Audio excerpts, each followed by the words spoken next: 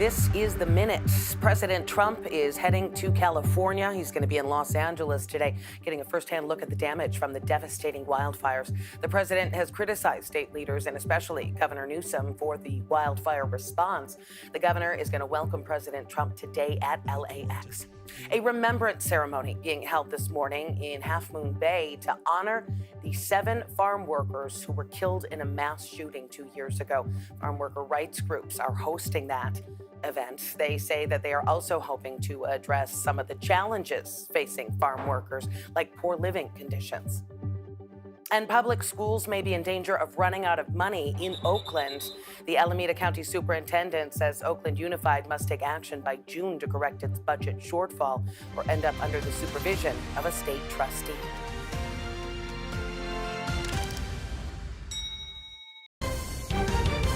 You're streaming CBS News Bay Area.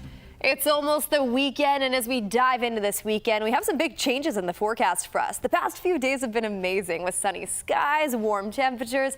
It was such a treat. Now, as we head into this weekend, a cold front sweeping through, and this is going to bring in some gustier winds at times for our friends up in the North Bay as we head into early Saturday morning hours and lasting into the afternoon, too. We can see wind gusts anywhere up to around 25 to 35 miles per hour at times in areas like Napa, Sonoma, all the way over into Fairfield. And around that exact same time, as we advance the clock, you see the timestamp just above me. Heading into Saturday forecast, we're expecting light showers, possibly up in the North Bay, just around 3, 4, 5 o'clock. That'll circulate its way back in from offshore, down south, closer to Half Moon Bay and Pacifica, pushing into the Santa Clara Valley in the early morning hours for Sunday. And this is going to be a nice treat for us, considering the fact that we haven't seen rain in quite some time, since the beginning of this month. And same trend for our friends up in the Sierra, too. They haven't received much snow, and into this weekend we go. We could see anywhere up to around 2, maybe even 3 inches all the way down into areas like Bear Valley. Let's head back locally, though, and I want to dive into the next 7 days, because past this weekend, we're still dealing with upper 50s and lower 60s, kind of flirting back and forth with each other throughout the Bay Area forecast. It's going to be a little bit sunnier for us on the bright side for our Monday and Tuesday setup, but then we head all the way over into our inland spots. Now we're talking about the East Bay, the Santa Clara Valley, where just yesterday we were in the 70s. Today we're in the 60s. By Saturday, we're already down into the 50s, and that'll be a cool way to start off next week with sunnier skies right around the corner in the forecast, too. The White House says it's arrested hundreds of undocumented migrants during stepped-up enforcement operations around the country in the short time since President Trump took office. The White House press secretary posted these photos on X, claiming deportation flights have begun and warning of severe consequences for people who enter the country illegally. Meantime, the Justice Department is vowing an appeal after a federal judge put a temporary block on President Trump's executive order to end birthright citizenship. Democratic attorneys general from 22 states are challenging the move with multiple lawsuits, saying this is in violation of the 14th Amendment. And yesterday, the judge hearing those cases called it blatantly unconstitutional. On another immigration issue, DACA recipients are facing a lot of uncertainty. That is the program that protects people who were brought into the U.S. as children from being deported and allows them to work legally. Veronica Macias shares one woman's story.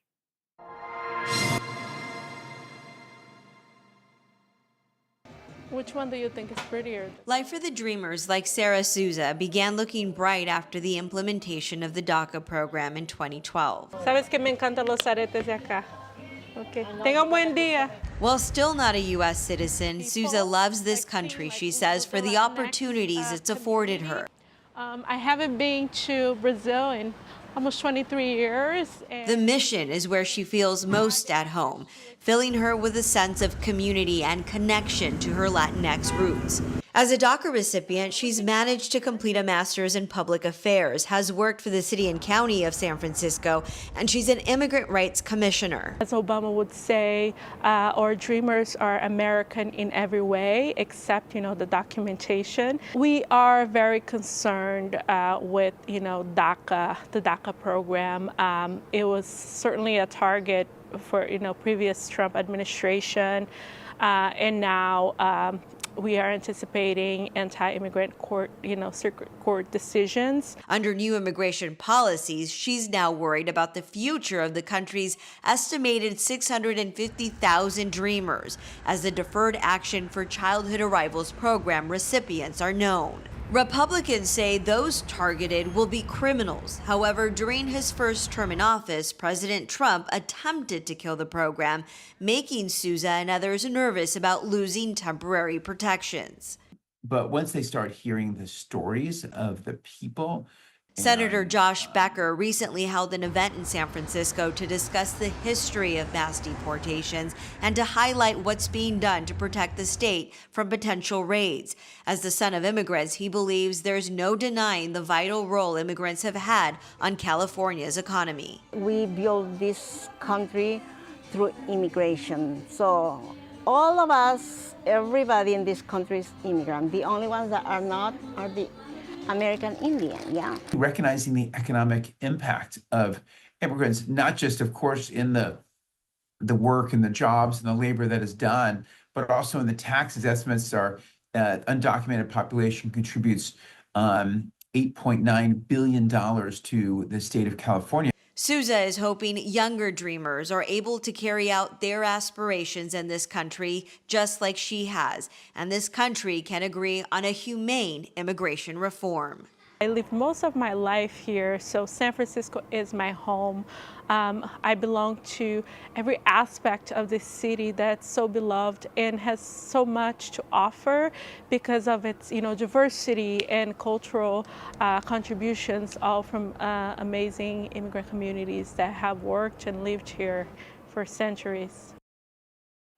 President Trump is visiting Los Angeles today. He's going to survey the damage from those devastating and deadly wildfires. Firefighters have been making progress against the Hughes fire. That's the one burning near Castaic Lake, about 45 miles north of L.A. CAL FIRE says that is now more than 50% contained. Some evacuation orders are being lifted. The flames tore through 16 square miles. It's about half the size of Redwood City. Firefighters also battling new fires in San Diego County. The Gilman fire briefly prompted evacuation orders for La Jolla near UC San Diego School of Medicine. At least 8 fires are burning in Southern California, including the Palisades and Eaton fires. Firefighters may finally catch a break this weekend with rain in the forecast, but then there's some concern that could also increase the risk of mudslides. Crews are cleaning out the 20 debris basins in an area near Pasadena and Altadena. Some homes that are still standing are at risk if there's a barren slope nearby that is 20 feet or higher. Your best bet is not to be in that home when it rains. The most conservative thing to do is to not be in that home when it rains, if we have not come and seen you yet. The city of Altadena is offering free sandbags to people along the foothills in anticipation of the rain. At the state capitol, money is starting to flow to help the LA area recover. California is going to spend $2.5 billion on aid. It's under a newly enacted measure. Governor Newsom signed that package on Thursday during an event in Pasadena, immediately releasing those funds. The money is going to go toward helping with evacuations, sheltering survivors, and removing household hazardous waste. Lawmakers also approved $4 million to make sure local governments streamline approvals for rebuilding homes. Governor says he's looking forward to greeting the president today. Well, I certainly plan on being there at the tarmac and look forward to continuing to work not just with him, the administration, as it relates to the disaster recovery, as it relates to our efforts to collaborate with multiple federal agencies over the course of the next many years as we organize our approach to immediately address the debris removal. Another $1 million was approved to support school districts and their rebuilding process. And if you'd like to help, you can go to redcross.org/CBS to donate, or you can call 1-800-RED-CROSS. You can also text Red Cross to 90999. Well, if the recent wildfires in Southern California are any indication, it's really how quickly they can level entire neighborhoods in the right conditions. Our Suji Nam went to Contra Costa County, where firefighters are taking preemptive actions to try to mitigate the danger in fire-prone areas.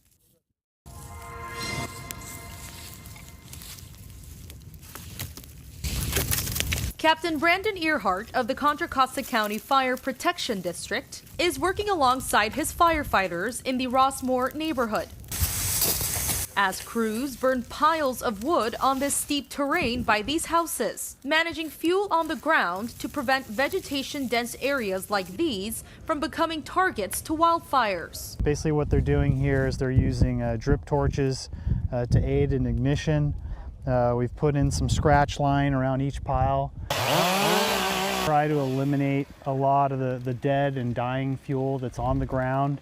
That would serve as a ladder fuel to carry fire into the canopy of the trees. Unit number B Bravo. Fire season typically starts between May and June, but preparing for the next fire season actually begins the year before. These piles were constructed probably 12 months ago. Through the Lafayette Walnut Creek Shaded Fuel Break project, fire crews worked through about 268 acres along 11 miles of open terrain in the East Bay. Really, since we had the Paradise fires in Santa Rosa, we have realized that the way traditionally we've expected fire seasons to go, fires to be fought, we need to change the whole game plan. Candace Anderson, the chair of the Contra Costa County Board of Supervisors, wants to remind neighbors of their community warning system in case disaster strikes. Go CWS and the community warning system. You can sign up for your cell phone, your email address to be notified of alerts. It's an automatic reverse 911 to your landline, but not everyone still has a landline. And so we want to encourage people, sign up for this, and then you will be receiving alerts. Additionally, on the CWS website, you can sign up for Genesis. That alerts you when there's a wildfire and evacuation order nearby your zone. We want people familiar with that. After witnessing the horrific wildfires across Southern California, these first responders want to be extra prepared. Oak woodland and grasslands combined with the topography where we've got homes that are basically sitting at the top of a hill. It can be prone to having some significant incidents. Helping to prevent those significant incidents while also encouraging neighbors to stay extra vigilant ahead of the upcoming fire season. Confire had sent a number of resources down to LA to help fight the wildfires. 10 firefighters, 2 engines, and a water tender. But all of those units are back in the Bay Area today. Still ahead here on CBS News Bay Area, a family devastated by a decision from a district attorney in the East Bay. We are very disappointed. You should see my wife. She was just, so mad. Why they feel justice has never truly been served in their daughter's death. Plus, it has been 2 years since the mass shooting at 2 mushroom farms in Half Moon Bay, but have poor living conditions for farm workers improved since then? They've worked so hard their whole lives that they deserve to have a space to call their own. Now we look at the progress on the promises to build more housing. And curb confusion on the streets of San Francisco, the mystery that has neighbors and the city seeing red.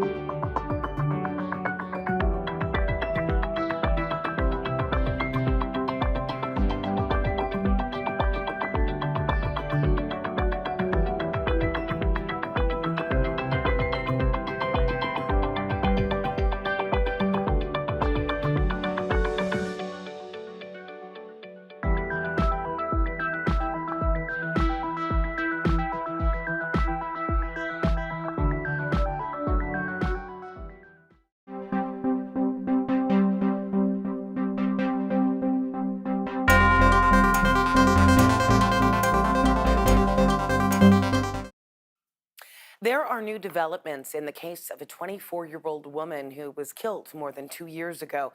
Investigators concluded the murder investigation without pursuing charges on any potential accomplices. Investigators found Alexis Gabe's body in Amador County after an intense search. Police say she had been abducted and murdered by her ex-boyfriend in 2022. The Oakley police chief at the time said the search for Gabe was the biggest case in the department's history. For almost 3 years, Gabe's family has been fighting to get justice for their daughter, but now they say that there is not enough evidence to make the case as they had hoped. Andrea Nakano spoke with the family and their attorney, who says the system failed Alexis. She seems like she's always happy, smiling. January 26, 2022 changed the Gabe family forever. 24-year-old Alexis left to hang out with friends and never came home. 3 years later, their hope to find justice for their daughter comes to an abrupt end. We are very disappointed. You should see my wife. She was just, so mad. Evidence eventually pointed to her boyfriend, Marshall Jones, as the killer. Authorities went up to Washington State to serve an arrest warrant, but he died in an officer-involved shooting. The Gabe family has always believed Jones had help to dump Alexis' remains in Amador County and to leave the area. They were hoping his mother would be charged with accessory after the fact and worked with an attorney to make their best case. We wanted to make sure that when we do get to meet with them again, that we're ready. We were ready. We had significant amount of evidence that we presented to them. I don't know what they're thinking. I just didn't see why it wasn't enough. The Gabes have been working with Derek Cashman, a former prosecutor for the Contra Costa County DA's office, for 30 years. And I think that the evidence they have is sufficient not only to file, but to win the case. Cashman has been working with an organization called Get Vocal for Victims, as she's seen a trend of prosecutors being lenient on criminals versus fighting for the victims. I know that there's an equity argument that she lost her son, but there's also an argument to be made that if she'd done the lawful, correct thing at the time, he would have been arrested and he wouldn't have been killed. With the statute of limitations now running out for the accessory after the fact charge, this was the last hope for the Gabe family. The Contra Costa County District Attorney's Office sent a statement saying it looked at forensic evidence, re-interviewed Alicia Coleman Clark's former boyfriend, and looked at who bought Jones's plane ticket to Washington. The DA's office says the evidence just wasn't there to charge Coleman Clark. In the statement, District Attorney Diana Becton wrote, "We extend our deepest condolences to the Gabe family for their unimaginable loss of Alexis. Our office has worked tirelessly over the past 3 years to pursue every lead. While we have concluded our investigation into this matter, we remain committed to supporting the Gabe family." Gabe says he will now work to support other victims' families to make sure the legal system doesn't let them down by supporting the recall effort of District Attorney Becton. But this weekend, he hopes the community will come out to support him and his family as they remember the life of Alexis Gabe. I would still like to celebrate her death anniversary every year to keep organizing Kindness Day, and I hope and I invite everyone to join us on Sunday, and we need you now. A second day of remembrance for the 7 people shot and killed at 2 mushroom farms in Half Moon Bay 2 years ago. This is a look at Albert Fernandez Park. That's where a memorial is being proposed to honor and remember those victims. Flowers and a banner were placed near Half Moon Bay City Hall Thursday in tribute. The city also displayed 3 designs for that new memorial to honor the lives lost and show appreciation for the larger farm worker community along the coast. We remember them. We will always remember them. Half Moon Bay will recognize, the essential workers that are the farm workers. Accused shooter has pleaded not guilty to murder charges. That trial is set for April. The shooting also exposed the poor living conditions that farm workers had to endure, some of them living in shipping containers with no running water. Local leaders promised change. Our Kenny Choi looks at whether or not they delivered.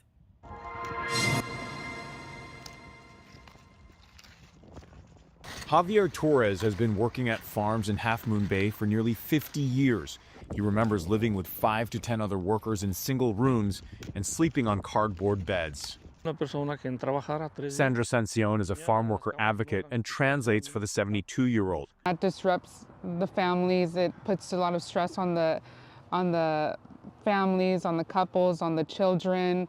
Torres now has housing for his family after decades in the fields, but is sharing his early struggles, hoping it will help other field workers find homes too. They've worked so hard their whole lives that they deserve to have a space to call their own. Construction is underway at 880 Stone Pine Road to create a mobile housing community for 47 farm worker families. Those displaced after the mass shooting 2 years ago will get priority. Ray Mueller is a San Mateo County supervisor. There's a lot of work to be done to improve the living conditions, and we're undertaking that now. The other project yet to get underway is a 5-story affordable housing development for senior farm workers closer to the center of the city at 555 Kelly Avenue. The city council finally approved it in May after some pushback and criticism from the governor to get the ball moving. The feedback that I've heard is there are some merchants who are worried about parking. Anytime you do something close to a city center, people tend to hear more objections. When our community says, yes, you belong here, yes, you are worthy of dignified housing, that creates an inclusive community. For Torres, any housing dedicated to farm workers will help families who are desperately in need. He's excited for the stability that it's going to bring several hardworking families here on the coast side, seniors that have dedicated their lives to working the fields just like he has. Well, the first move-in date for the mobile home project is expected in May. Supervisor Mueller says there's also a $2 million grant that is soon going to be announced to improve existing farm worker housing. Still ahead, we all know that street parking can be very tricky in San Francisco, and the state's new daylighting law does not help things. How someone just took matters into their own hands. It makes me very upset because I had to go around the block for 15 minutes to look for parking. The confusion on the streets and why some people are praising the possible vigilante.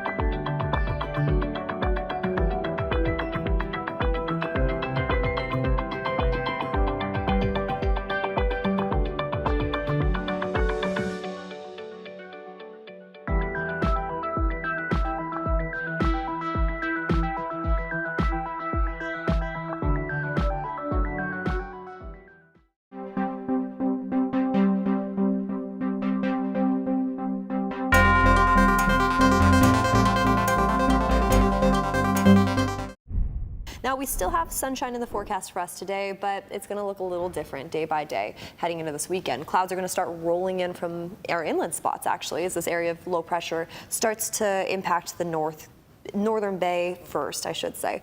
All throughout Northern California, we're going to see light chances of showers in the forecast for us, some snow up into the Sierra, and of course, we're even going to get some gusty winds too. Starting tomorrow, just around the morning hours, 5, 6, 7 a.m., we could get wind gusts up to around 30 to 40 miles per hour at times. The National Weather Service, because of this, has issued a wind advisory, and that'll last as we head into the afternoon hours, expiring later into Sunday. But we advanced the clock real fast. Actually, I want to take it a step back. I want to show you the Bay Area. The exact same time we're dealing with those winds, we're starting to see more clouds and more rain in the forecast too.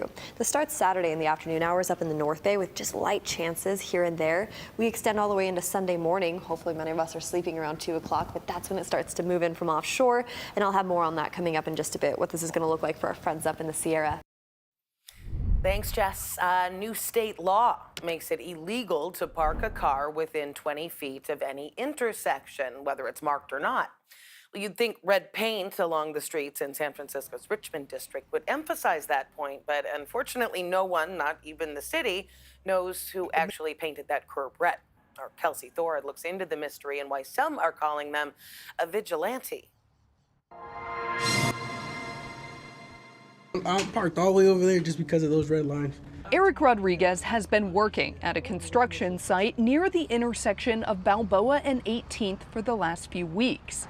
He says it's always been a little tricky finding parking in the morning, but then this week, things got even more complicated. And that whole block over there was painted red, and then we had to wait to look for parking. We couldn't even start to work early. We started late just because we couldn't find parking. SFMTA officials say several red zones were painted illegally near intersections off Balboa this week. It makes me very upset because I had to go around the block for 15 minutes to look for parking today. So I didn't need to do that if we had more parking spots regarding it. California's new daylighting law has now made it illegal for cars to park within 20 feet of any intersection.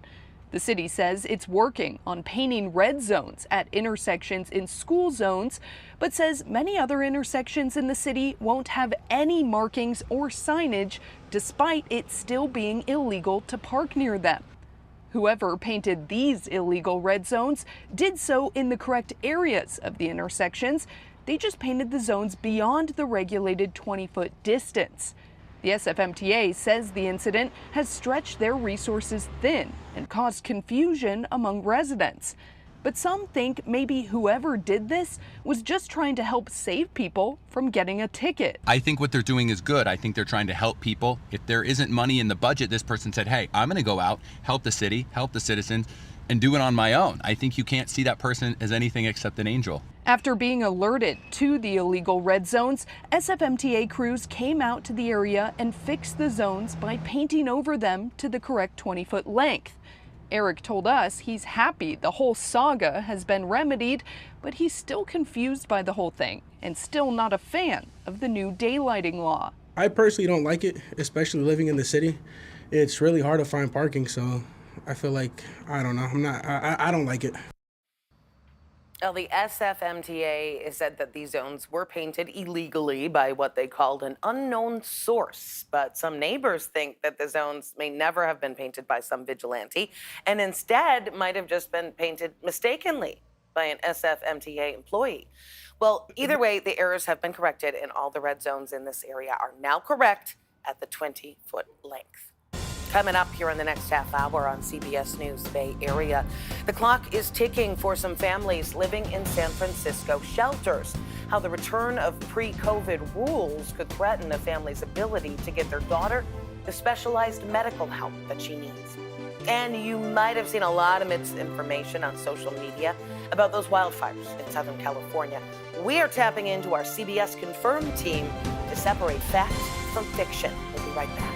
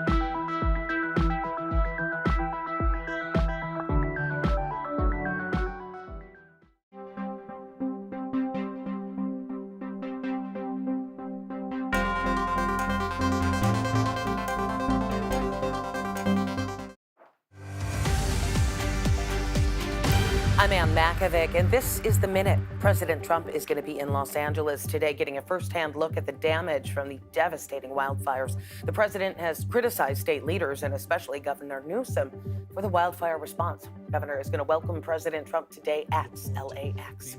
Public schools might be in danger of running out of money in Oakland. The Alameda County Superintendent says Oakland Unified must take action by June to correct its budget shortfall or end up under the supervision of a state trustee. OUSD superintendent says they are ready to work with the county. And in San Francisco, a new grocery outlet store is officially moving into the former Safeway location in North Beach. That's at the North Point Shopping Center near Fisherman's Wharf. The grocery outlet is going to open its doors sometime in the first quarter of 2026. The Bay Area's only primetime newscasts at 8 and 9 p.m. on Pix Plus, 44 Cable 12. You're streaming CBS News Bay Area. It's almost the weekend, and as we dive into this weekend, we have some big changes in the forecast for us. The past few days have been amazing with sunny skies, warm temperatures. It was such a treat. Now, as we head into this weekend, a cold front sweeping through, and this is going to bring in some gustier winds at times for our friends up in the North Bay as we head into early Saturday morning hours and lasting into the afternoon, too. We can see wind gusts anywhere up to around 25 to 35 miles per hour at times in areas like Napa, Sonoma, all the way over into Fairfield. And around that exact same time, as we advance the clock, you see the timestamp just above me. Heading into Saturday forecast, we're expecting light showers, possibly up in the North Bay, just around 3, 4, 5 o'clock. That'll circulate its way back in from offshore, down south, closer to Half Moon Bay and Pacifica, pushing into the Santa Clara Valley in the early morning hours for Sunday. And this is going to be a nice treat for us, considering the fact that we haven't seen rain in quite some time, since the beginning of this month. And same trend for our friends up in the Sierra, too. They haven't received much snow, and into this weekend we go. We could see anywhere up to around 2, maybe even 3 inches all the way down into areas like Bear Valley. Let's head back locally, though, and I want to dive into the next 7 days, because past this weekend, we're still dealing with upper 50s and lower 60s, kind of flirting back and forth with each other throughout the Bay Area forecast. It's going to be a little bit sunnier for us on the bright side for our Monday and Tuesday setup, but then we head all the way over into our inland spots. Now we're talking about the East Bay, the Santa Clara Valley, where just yesterday we were in the 70s. Today we're in the 60s. By Saturday, we're already down into the 50s, and that'll be a cool way to start off next week with sunnier skies right around the corner in the forecast, too. In San Francisco, a recently reinstated policy on shelters is causing uncertainty for some homeless families. The city is putting a 90-day limit on the length of time families can stay in shelters, with a few exceptions.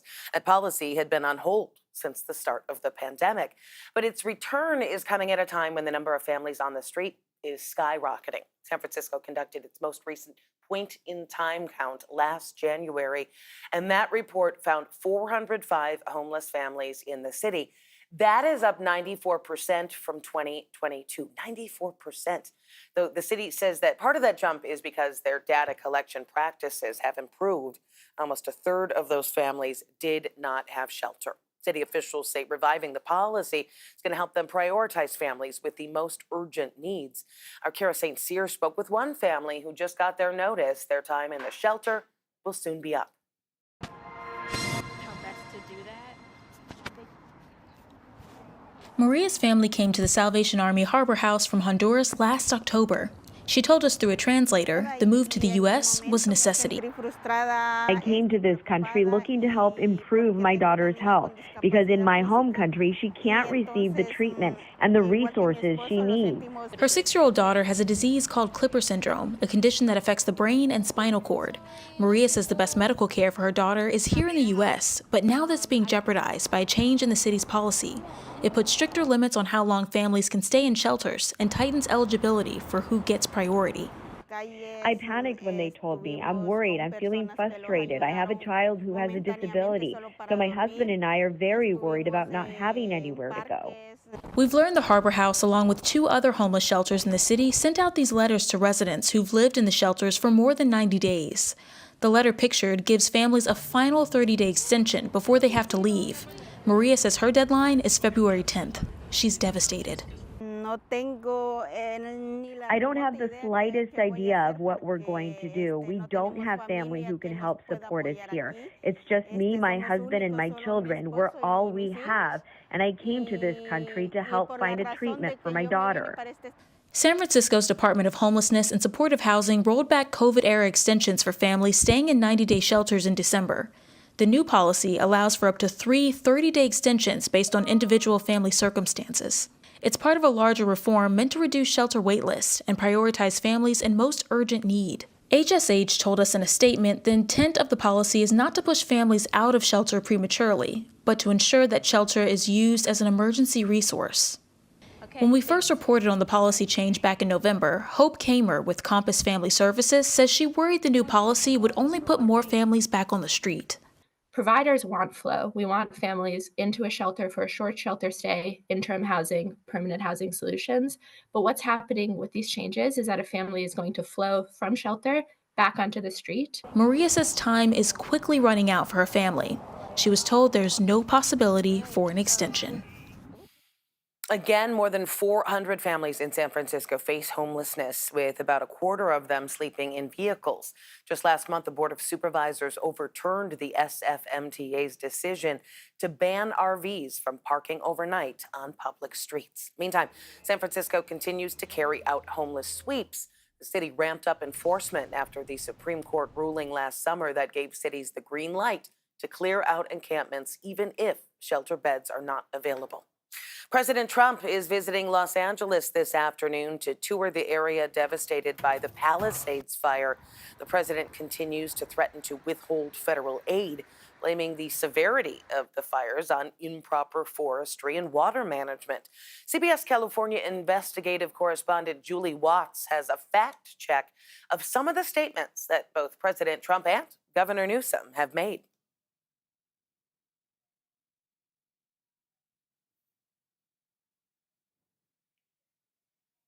All right, we are going to have that report coming up after a quick break. Also, city officials saying the 1 million gallons. Actually, we're going to be getting to all those details coming up in a minute. Let us get our ducks back in track. We'll be right back.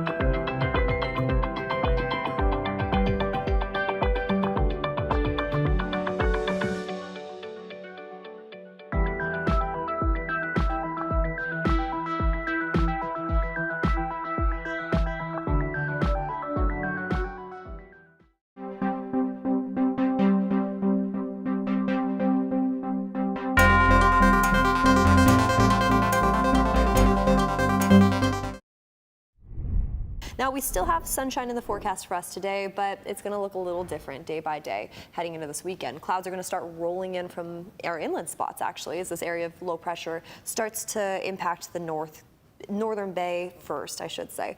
All throughout Northern California, we're going to see light chances of showers in the forecast for us, some snow up into the Sierra, and of course, we're even going to get some gusty winds too. Starting tomorrow, just around the morning hours, 5, 6, 7 a.m., we could get wind gusts up to around 30 to 40 miles per hour at times. The National Weather Service, because of this, has issued a wind advisory, and that'll last as we head into the afternoon hours, expiring later into Sunday. But we advance the clock real fast. Actually, I want to take it a step back. I want to show you the Bay Area. The exact same time we're dealing with those winds, we're starting to see more clouds and more rain in the forecast too. This starts Saturday in the afternoon hours up in the North Bay with just light chances here and there. We extend all the way into Sunday morning. Hopefully many of us are sleeping around 2 o'clock, but that's when it starts to move in from offshore, and I'll have more on that coming up in just a bit, what this is going to look like for our friends up in the Sierra. President Trump is visiting Los Angeles this afternoon. He's going to be touring the area devastated by the Palisades fire. The president continues to threaten to withhold federal aid, blaming the severity of the fires on improper forestry and water management. CBS California investigative correspondent Julie Watts has a fact check of the statements that both President Trump and Governor Newsom have made. I ask you, we've got to deal with this misinformation. There were hurricane force winds of mis and disinformation, lies. Misinformation after a disaster is nothing new, but Governor Newsom's approach to combating it certainly is. He set up his very own fact-check website using his personal domain. Interestingly, he never directly fact-checks President Trump. You might call it social media diplomacy. Instead, he fact-checks posts from people who echo the president's sentiments. While some of his fact-checks are easily verifiable, like the Hollywood sign was not on fire, others require some nuance, which brings us to fact check number 1. Did Governor Newsom cut California's fire budget ahead of the LA fires? Newsweek was first to publish the headline, but the governor didn't respond until it was picked up by Fox News. More stupidity and stunning incompetence from California's Democrat leaders. Newsom called the reports that he cut California's fire budget by $100 million in the months before the fire a ridiculous lie. Except it's not a lie. Let's start with the governor's fact check. It is a fact that since he took office, the number of CAL FIRE personnel and CAL FIRE's budget has increased significantly. It did not double. It is also a fact that Newsom did cut more than $100 million in supplemental wildfire-related funding last year. Here's the budget. It includes $12 million in cuts for home hardening, $5 million for prescribed fires and hand crews, but the bulk of the cuts were for biomass pilot and conservation projects, so it's unlikely these cuts would have actually impacted the LA fires. Now to fact check number 2. Did California run out of water? For the sake of the smell, they have no water. They had no water in the fire hydrants today in Los Angeles. It was a terrible thing. Instead of fact checking the president, the governor fact checked a post from Libs of TikTok saying there's no water coming out of the hydrants because the city didn't fill the reservoirs. As the governor notes, in fact, the reservoirs in California are full and there's no water shortage in Southern California. In fact, state data shows that all but 3 of California's major reservoirs are at or above historical averages. But the 177 million gallon reservoir near the Palisades fire was out of service when the fires began. Newsom said he's launching an independent state investigation. City officials say the 3 1-million-gallon water tanks ran out of water because of unprecedented demands, not a water shortage. They simply couldn't refill the tanks quickly enough. On today's Project Earth, a couple of young designers in San Francisco and an award-winning folk rock band are on a shared quest to help the planet. Together, they have cut a path to music's biggest night and possibly a Grammy. In San Francisco, on the ground floor of an old Victorian, you'll find an unusual studio. Welcome to the Office of Ordinary Things. Once inside, you realize there's nothing ordinary about it. We focus on, working with companies and organizations that are doing something beneficial for the planet, for its people. There's so many creative and effective ways to be more sustainable and just reduce the waste. Designers Johnny Black and Georgia Sage work in a studio that focuses on climate, sustainability, and social good. Their tools include sustainable papers, printed in the U.S. versus overseas to reduce like shipping emissions, and sustainable like inks and production when possible. You can't, totally remove plastic in all parts of the process, but absolutely we're trying to, mitigate that. Recently, Johnny got an early morning phone call. And they were like, yo, you're nominated. And we're like, what? What? And then you called me on my day off and pretended it was like a work thing, and then we're like, we're Grammy nominated. The graphic designers are up for Best Recording Package. Their client, looking for healing under a ceiling when it's beyond Orion's belt. the Avett Brothers, an award-winning folk rock band out of North Carolina. The band is also into sustainability. I love Johnny for that. I think it's he's a real advocate and a real hero in that sense. And George is right there with him. Scott Avett spoke to us from his home about the designers. Not only are they so intelligent, but they are so heart smart. They're just so brilliant in the heart. The album is a collection of songs that seeks out the sacred in the commonplace, and the design reflects that beauty. The goal is to, add depth to the experience, and also to really just bring you in and allow you to get lost in the world. The work is covered in textures, hidden etchings, and symbols. The colors are pulled from a medieval Bible. Enclosed, a lyric book featuring illustrations from Scott. Scott is a fine artist, and he's just absolutely phenomenal. Now a Grammy nomination. This whole thing has been so humbling and surreal. It'd be a great honor to win. And a great gift to a world always looking for a little healing. Looking for healing under a ceiling when it's beyond Orion's belt.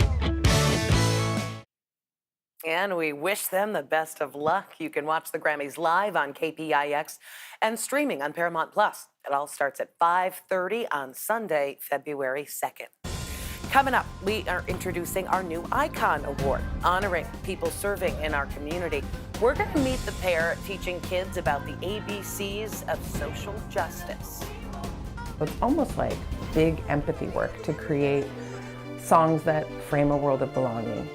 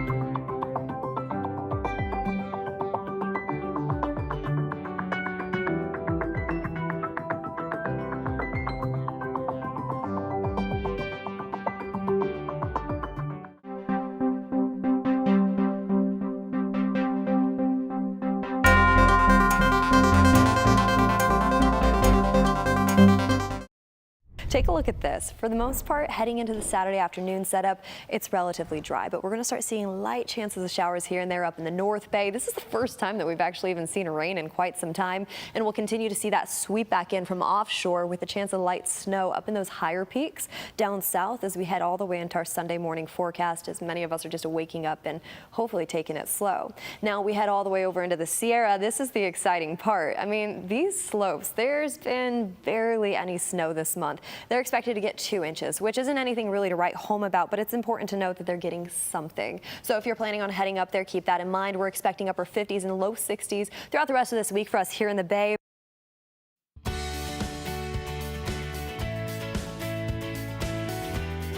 Well, today we are featuring our new community service honor. It's called the CBS News Bay Area Icon Award. Every week, we're recognizing our local heroes who do outstanding community service to make the Bay Area a better place to live. Sharon Chin introduces us to our very first Icon Award winners. Be nice, be peace, be active. Caitlin McGaw and Tommy Sulati Shepherd create music with a positive message. Music is needed more than ever because music is what really is a healer. Come with us, imagine a world without oppression. The music industry professionals founded the Alphabet Rockers in 2007. Their Oakland-based program uses hip-hop to teach elementary school children the ABCs of social justice. At first we were, rapping about vegetables and colors and nutrition and things. And after we started talking with these kids, we realized, oh, there's actually more things to be talking about. We were having these conversations with preschoolers. Why are people calling me this bad word? Why are they telling me what my identity is instead of listening to me when I tell them I have multiple cultures in my identity? Just because you say we need equality too. Caitlin and Tommy guide students to unleash their creative voice as they write songs about bullying, racism, and exclusion. It's almost like big empathy work to create songs that frame a world of belonging. These walls can't stop the love. Alphabet Rockers leads dozens of workshops a year at Bay Area schools and community groups. Students feel empowered as they craft songs and poems and then perform them at concerts.